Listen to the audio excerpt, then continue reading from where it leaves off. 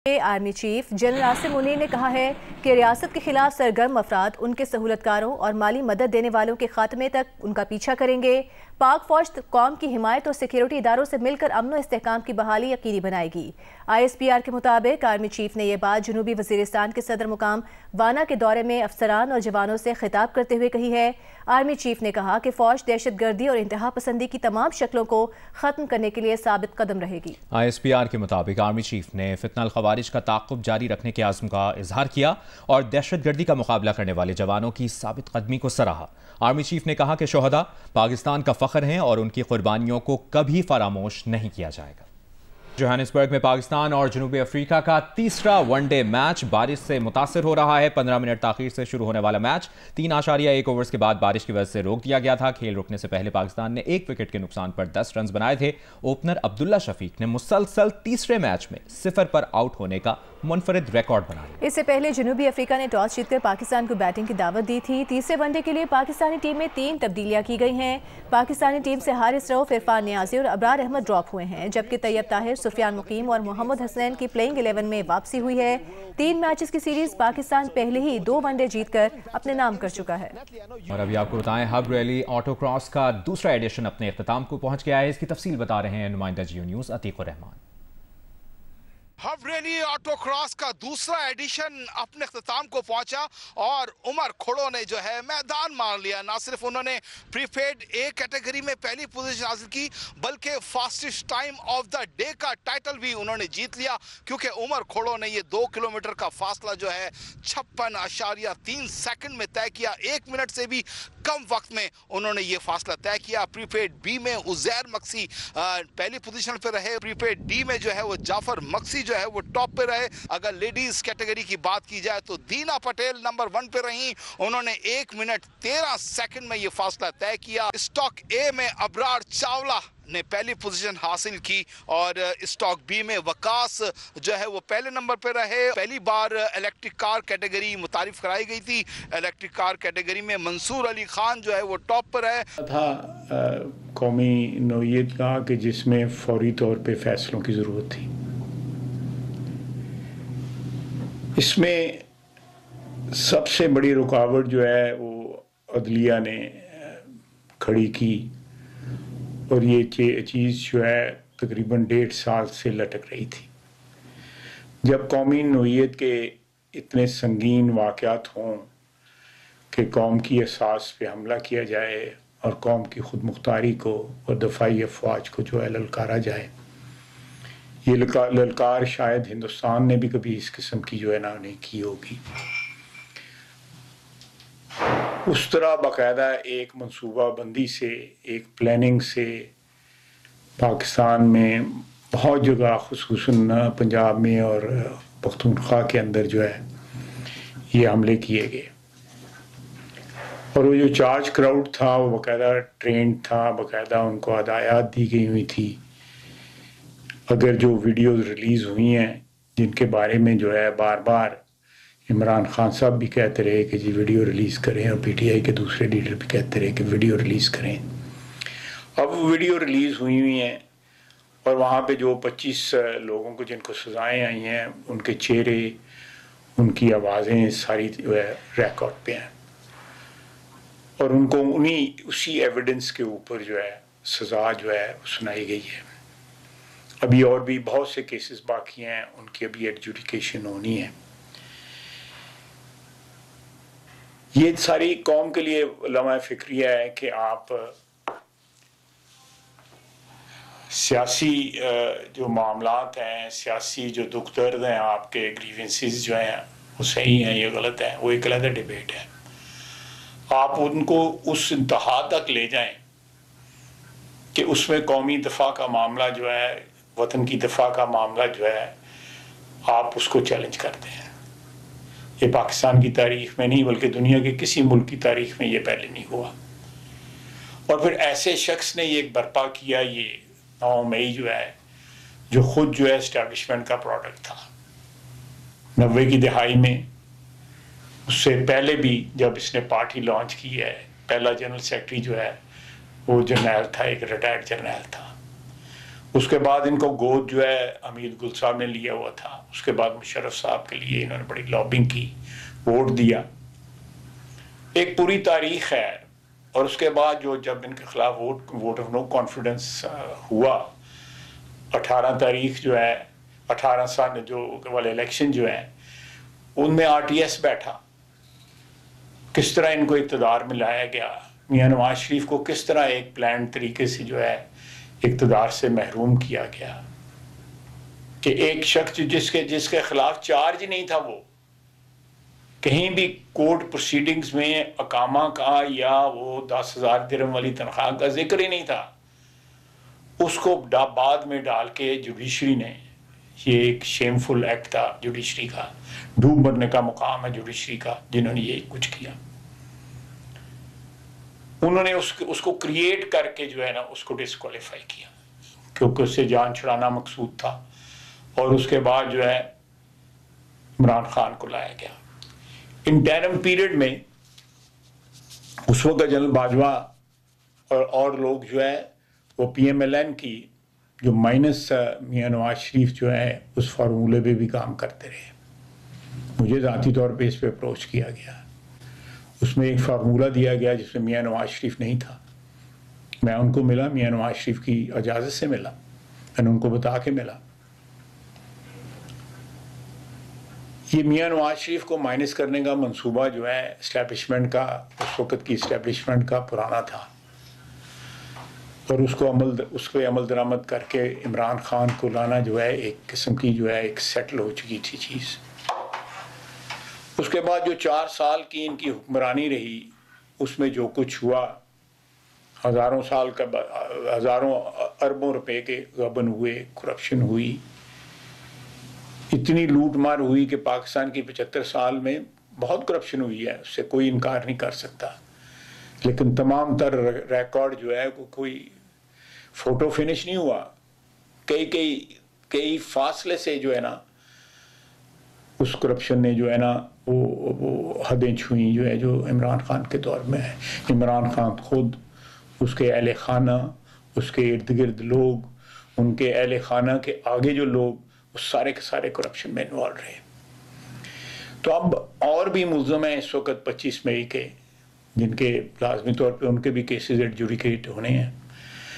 तो ये सारा सिलसिला जो है ये एक वाटरशेड होगा हमारी कौमी तारीख में, एक संग मील है जिसको हम अबूर कर रहे हैं और अपनी सियासत को पर्ज कर रहे हैं, उन अनासर से पाक कर रहे हैं जो अपने इक़्तिदार के लिए पाकिस्तान की तबाही का जो है ना मंसूबा भी बना सकते हैं।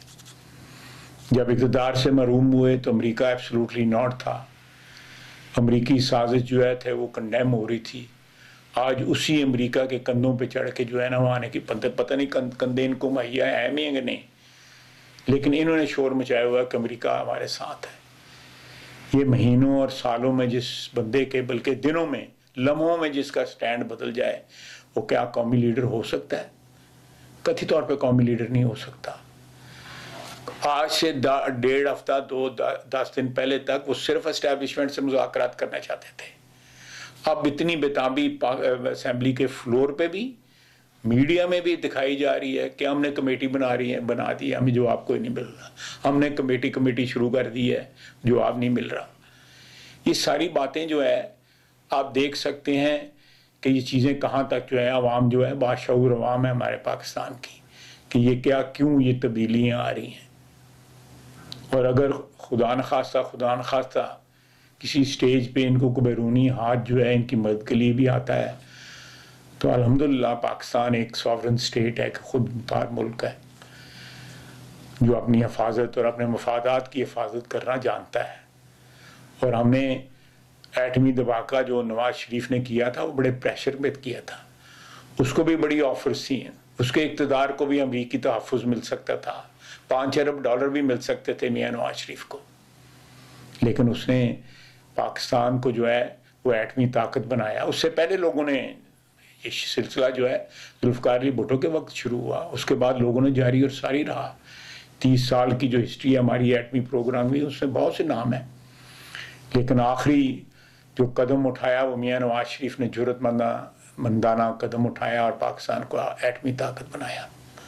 अगर कोई इमरान खान तक जैसा कोई बंदा उस वक्त होता तो कौमी मफाद बेचता, $5 बिलियन जो वो ऑफर कर रहे थे वो अपनी जेब में डाल लेता, वो बाहर ही किसी अकाउंट में रख लेता। तो ये हमारी तारीख है। जो लोग इस वक्त PTI की हमायत कर रहे हैं या उसकी मोहब्बत में पागल हुए हैं, उनको पाकिस्तान की तारीख देखनी चाहिए कि इस शख्स का क्या माजी है। ये आज फौज के जो गिरबान पे हाथ डाल रहा है, दफाई अफवाज को जो है टारगेट कर रहा है 9 मई और उसके बाद 26 नवंबर जो है, ये माजी में क्या था? माजी में उनका प्रोडक्ट था। जिस तरह पॉरेज प्रोडक्ट है उनका, कॉर्नफ्लेक्स प्रोडक्ट है उनका, इस तरह इमरान खान भी उन्हीं का प्रोडक्ट था। ये जो है ये किसी प्रेस कॉन्फ्रेंस में मीडिया के सामने जो है इंशाअल्लाह ताला ये सारी बातें होंगी, असेंबली के फ्लोर पे भी होंगी। मैं 2 चीज़ें और जो है यहाँ पे क्लैरिफाई करना चाहता हूँ। ये जो ट्वीट करते हैं सोशल मीडिया पे या अदरवाइज जो बातें करते हैं PTI वाले कि जी वो तो पैसे 190 मिलियन पाउंड जो है वो सुप्रीम कोर्ट के अकाउंट में गए हुए हैं। सुप्रीम कोर्ट के अकाउंट में नहीं गए, वो मलक रियाज के अकाउंट में गए हुए हैं। मलक रियाज ने बैरिया टाउन कराची की जो ज़मीन जो है कौड़ियों के भाव जो है ले ली। किस तरह ली वो एक अलग स्टोरी है। जब सुप्रीम कोर्ट ने नोटिस लिया तो डिफरेंशियल जो निकला उसकी कीमत जो मलक रियाज ने अदा की और जो असल कीमत थी वो तकरीबन 600 अरब रुपया थी। उस 600 अरब रुपए की लायबिलिटी बैरिया के नाम खड़ी कर दी सुप्रीम कोर्ट में। ये उस लायबिलिटी में इमरान खान ने जो है 190 मिलियन डॉलर एडजस्ट कराए हुए हैं। इन 190 मिलियन डॉलर जो स्टेट को आए थे, ये मामला सबसे पहले पब्लिक अकाउंट्स कमेटी में मैंने उठाया था। वो स्टेट के पैसे थे, वो पाकिस्तान के पैसे थे, पाकिस्तान की अवाम के पैसे थे, जो अवाम ने जो है इमरान खान ने तो शीरे मादर की तरह जो है वो उसको पकड़ा दिए, मलक रियाज को पकड़ा दिए। मुझे मलक रियाज ने फ़ोन किया कि खान साहब की पे कर देगे ना करो है काम। मुझे फ़ोन किया उन्होंने, पूछ लें उनको मलक रियाज से कि उसने मुझे फ़ोन किया ही ना किया। ये मलक रियाज को ओबलाइज किया हुआ है जिससे 400 एकड़ ज़मीन इसने ली है, जिससे एक यूनिवर्सिटी जो है पढ़े, चेक करें वहाँ पे कितने लोग पढ़ते हैं, कितनी क्लासेस लगती हैं, उसके बोर्ड के ऊपर, यूनिवर्सिटी के बोर्ड पे कौन कौन लोग हैं। उस यूनिवर्सिटी के बोर्ड पे ये खुद है, इसकी बेगम साहबा है और वो जो गोगा जो भी है वो है। तो ये हकीकत जो है पाकिस्तानी अवाम को पता लगनी चाहिए। उसके बाद मैं एक और आपको बताता हूँ, इसने 2007-8 की बैलेंस शीट शौकत खानम की 4-5 साल फंसी रही। उसके बाद क्या हुआ वो भी अपडेट मुझे मिल जाएगी। फर्गूसन वालों ने इसकी बैलेंस शीट रोक ली। इसने $7 मिलियन के एहतियात शौकत खानम के मुल्क से बाहर ही जो है रख लिए। एक दोस्त की कंपनी में जो है $3.5 मिलियन इसने मस्कत में लगाए, वो पैसे डूब गए। $3.5 मिलियन इसने फ्रांस में लगाए, उस वक्त 2% रेट पे, 3% रेट पे इसने लगाए, और पाकिस्तान में उस वक्त 13% रेट था। वो क्यों लगाए? शौकत खानम के पैसे थे, वो पैसे जो थे उनका एक अपना तकद्दस था, लोगों ने एक अच्छे कॉज के लिए दिए थे। शौकत खानम एक अच्छा कॉज है, मैं बिल्कुल उसको अच्छा खास कॉज समझता हूँ। मेरे एक बड़े करीबी अजीज हैं, उन्होंने मेरे वालिद साहब के नाम का वहाँ पे कमरा भी बनाया हुआ है। उसके कॉज के साथ हमारा कोई डिस्प्यूट नहीं है। हमारा डिस्प्यूट इसके लिए ये डोनेशनें खाता है, ये एहतियात खाता है, ये फॉरेन फंडिंग जो है केस साबित हुआ है, जो इन्हीं की पार्टी के बंदों ने इनके ऊपर किया हुआ है। ये बंदा बेईमान है, ये इनके हवारियों को पता लगना चाहिए। अगर वो बेईमानी से एक्सेप्ट करते हैं इसकी, तो इसका मतलब है कि उनके इखलाकी जो मेयार जो हैं वो भी इसी के मुताबिक है।